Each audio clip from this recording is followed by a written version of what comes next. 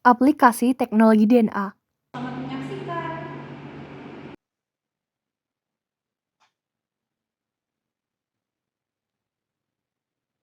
Tujuan pembelajaran mahasiswa mampu mengkaji implikasi cloning dalam kehidupan sehari-hari. Alat yang digunakan handphone dan laptop. Prosedur proyek mempelajari dan memahami pokok bahasan mengenai aplikasi teknologi DNA. 2. Menjelaskan mengenai aplikasi teknologi DNA.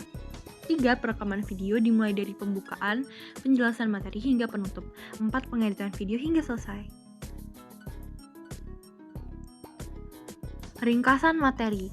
Kemajuan dalam teknologi DNA rekombinan telah terjadi secara paralel dengan perkembangan proses genetik dan variasi biologis. Perkembangan teknologi baru telah menghasilkan produk sejumlah besar protein yang penting secara medis dan menciptakan potensi yang sangat besar untuk industri farmasi. Protein ekstraseluler kemungkinan besar untuk digunakan baik dalam terapi maupun penggantian pengobatan. Adapun aplikasi teknologi DNA rekombinan yang telah dilakukan dan dimanfaatkan adalah aplikasi rDNA dalam pengobatan, aplikasi rDNA dalam ilmu forensik, dan aplikasi bidang pertanian.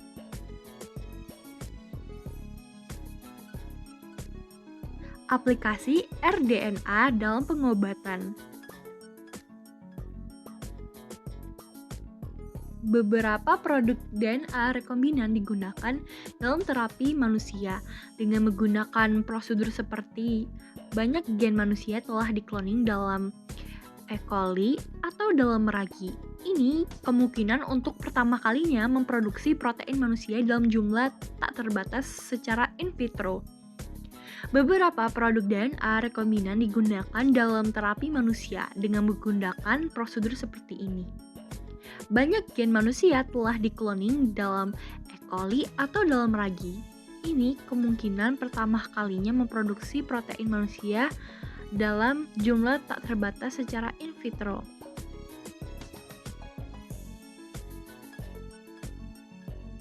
Sel yang dikultur E. coli, ragi, sel mamalia yang diubah dengan gen manusia digunakan untuk memproduksi insulin untuk penderita diabetes, faktor 8 untuk laki-laki yang menderita hemofilia A,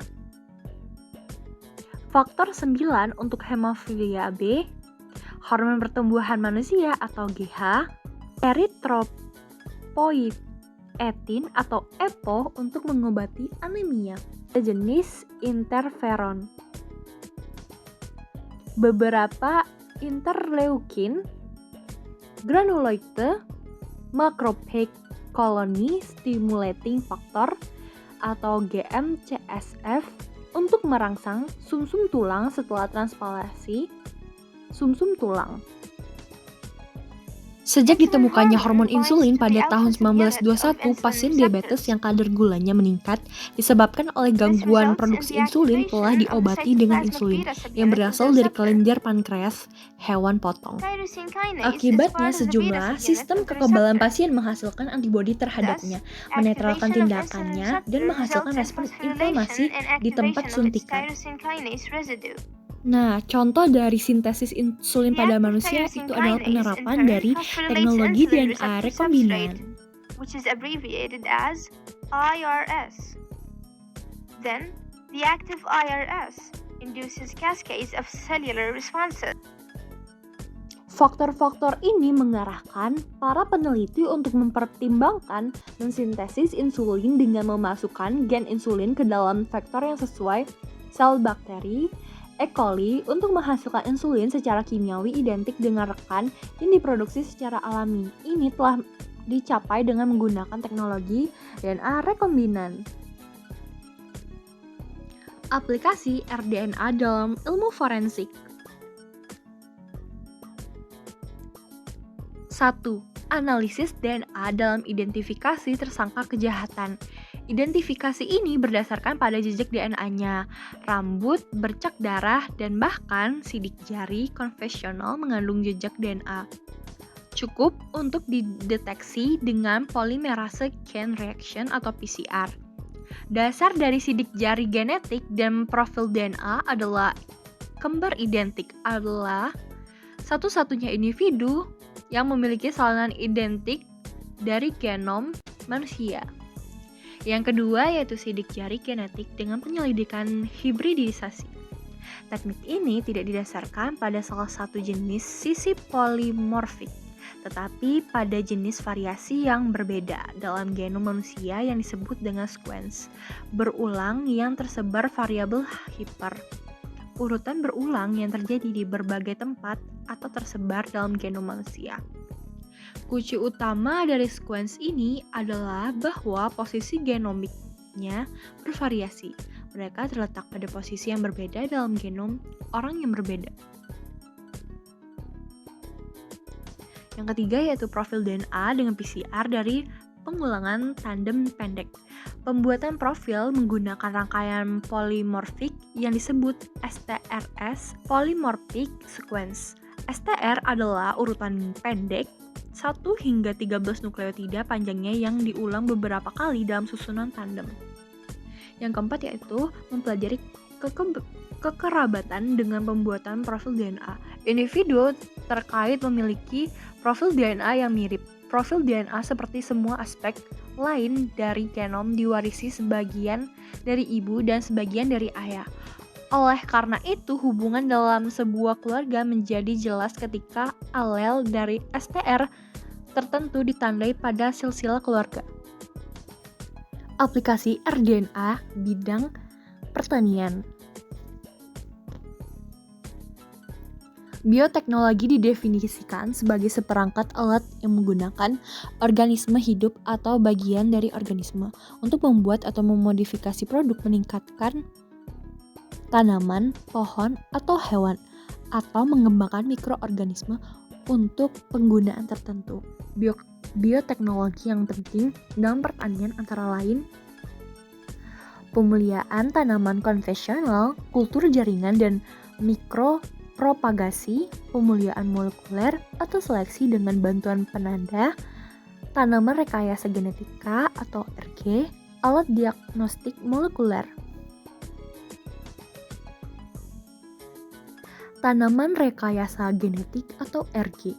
Rekayasa genetik merupakan salah satu alat bioteknologi pertanian modern yang didasarkan pada teknologi DNA rekombinan. Istilah rekayasa genetika sering ditukarkan dengan istilah seperti teknologi gen, modifikasi genetik, atau manipulasi gen, digunakan untuk menggambarkan proses di mana susunan genetik suatu organisme dapat diubah menggunakan teknologi DNA rekombinan.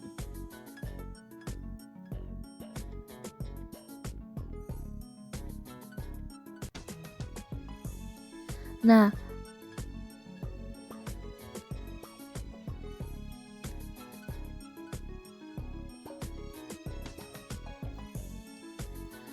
teknik rekayasa genetika hanya digunakan ketika 1. Sifat yang akan dikenalkan tidak ada di plasma nutfah. Teknik rekayasa genetik hanya digunakan ketika 1. Sifat yang akan diperkenalkan tidak ada di plasma nutfah tanaman. 2. Sifat tersebut sangat sulit untuk diperbaiki dengan cara konvensional metode pemuliaan. 3. Akan membutuhkan waktu yang sangat lama untuk memperkenalkan atau memperbaiki sifat tersebut pada tanaman dengan metode pemuliaan. Selanjutnya yaitu adalah pengembangan tanaman transgenik. Proses rekayasa genetika membutuhkan beberapa langkah. Langkah sebagai berikut. 1. Langkah ekstraksi asam nukleat atau DNA, RNA. Ekstraksi asam nukleat, baik DNA atau asam ribonukleat atau RNA adalah langkah pertama dalam proses rekayasa genetika. Langkah kedua, cloning gen. Langkah kedua adalah cloning gen. Pada dasarnya ada 4 tahap dalam setiap cloning eksperimen, yaitu pemurnian fragmen DNA bergabung ke vektor, propagasi di sel inang, dan pemulihan urutan yang diperlukan atau seleksi. Dalam ekstraksi DNA, semua DNA dari organisme yang diinginkan diekstrasi. Langkah ketiga, desain dan pengemasan gen setelah gen yang diinginkan telah dikloning. Gen tersebut harus dihubungkan dengan potongan DNA yang akan mengkontrol ekspresi di dalam sel tanaman. Langkah keempat, transformasi, metode yang paling umum digunakan untuk memasukkan paket gen ke dalam sel tanaman. Dalam proses disebut transformasi atau penyisipan gen, termasuk transformasi biolistik menggunakan senjata gen dan transformasi yang dimediasi agrobakterium. Langkah kelima yaitu deteksi gen yang disisipkan. Metode deteksi molekuler telah dikembangkan untuk menentukan integritas transgen atau gen introduksi ke dalam sel tanaman. Reaksi berantai polimerase atau PCR adalah uji cepat untuk menentukan apakah sel atau tanaman transgenik yang diregenerasi mengandung gen tersebut. Langkah keenam yaitu backcross breeding. Jika diperlukan, tanaman rekayasa genetika akan mudah direkomendasi untuk komersialisasi jika menunjukkan stabilitas dalam beberapa generasi dan setelah berhasil melewati dan memenuhi persyaratan pendaftaran varietas. Kesimpulan, dapat kita simpulkan dari penjelasan pada kali ini, yaitu satu, aplikasi teknologi DNA rekombinan yang telah dilakukan dan dimanfaatkan adalah aplikasi rDNA dalam pengobatan, aplikasi rDNA dalam ilmu forensik, dan aplikasi bidang pertanian. 2. Teknologi DNA rekombinan dalam sintesis insulin manusia di mana para peneliti mempertimbangkan mensintesis insulin dengan memasukkan gen insulin ke dalam vektor yang sesuai. Sel bakteri E. coli untuk menghasilkan insulin secara kimiawi identik dengan rekan yang diproduksi secara alami. Ini telah dicapai dengan menggunakan teknologi DNA rekombinan. 3.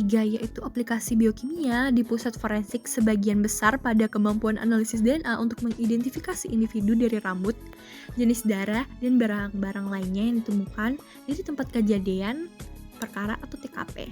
4. Bioteknologi didefinisikan sebagai seperangkat alat menggunakan organisme hidup atau bagian dari organisme untuk membuat atau memodifikasi produk, meningkatkan tanaman, pohon, atau hewan, atau mengembangkan mikroorganisme untuk penggunaan tertentu. Yang terakhir yaitu rekayasa genetika merupakan salah satu alat bioteknologi pertanian modern yang didasarkan pada teknologi DNA rekombinan. Istilah rekayasa genetika sering ditukarkan dengan istilah seperti teknologi gen, modifikasi gen, atau manipulasi gen digunakan untuk menggambarkan proses di mana susunan genetik suatu organisme dapat diubah menggunakan teknologi DNA rekombinan. Sekian video dari kami, semoga bermanfaat. Kami akhiri. Wassalamualaikum